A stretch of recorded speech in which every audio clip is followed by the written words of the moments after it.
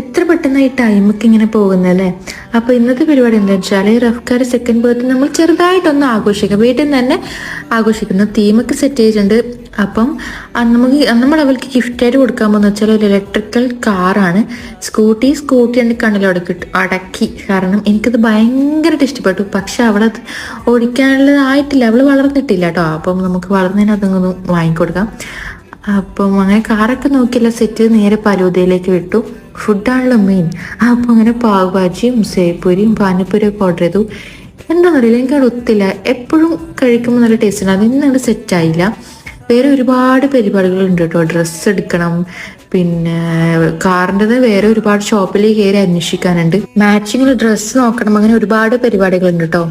അപ്പൊ എല്ലാം കൂടി ഈ ഒരു ഷോർട്സിൽ ഉൾപ്പെടുത്താൻ പറ്റാത്തതുകൊണ്ട് എല്ലാം പാട്ടായിട്ട് ഇടുന്നു കേട്ടോ. അപ്പൊ ബാക്കി വിശേഷങ്ങളായി നാളെ കാണാം.